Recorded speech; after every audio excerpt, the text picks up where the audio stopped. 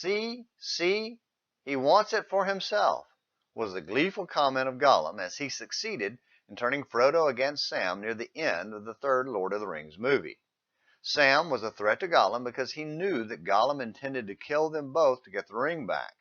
So the best way to get rid of him was to have Frodo order him away. And the only way to do that was to use the power of the ring, a symbol of the power of sin, to poison Frodo's mind against Sam. That's why it's a great illustration of how sin poisons our minds. It's also why God told the people of Israel not to marry into the families of the land.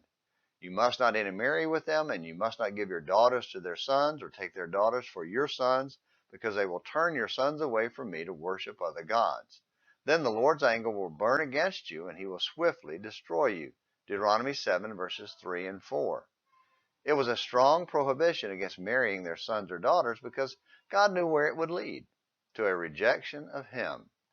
It wasn't about racial purity, but cultural purity. Close connections to pagan idolaters would poison their minds and lead them away from God, just like Gollum was able to poison Frodo's mind and turn him against Sam.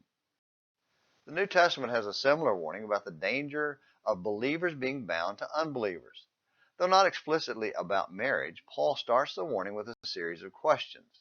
What do righteousness and sin, light and dark, Christ and Belial, believers and unbelievers, or God's temple and idols have in common?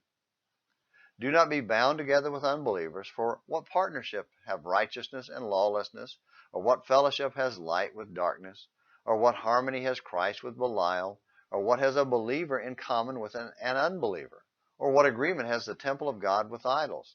For we are the temple of the living God. 2 Corinthians 6, verses 14 through 16. The obvious answer is nothing. So the rest of the text is about the need for purity and separation from sin. Chapter 6, verse 17 through chapter 7, verse 1. The point is about religious relationships, not social or business. Check out my sermon on the Christian and the culture war in the 1 Corinthians playlist for more detail. Well, if you've seen the movie, you remember Sam's broken heart as he turned back. Rejected, separated from his friend, though he refused to give up. Imagine then how Jesus feels when we let the Gollums of this world persuade us to send him away. His heart is broken because he wants us for ourselves. Hebrews 2, verses 9 through 18. And he refuses to give up and keeps calling us to himself. Will you answer the call? If not, at least come back tomorrow for another Morning Minutes in the Bible.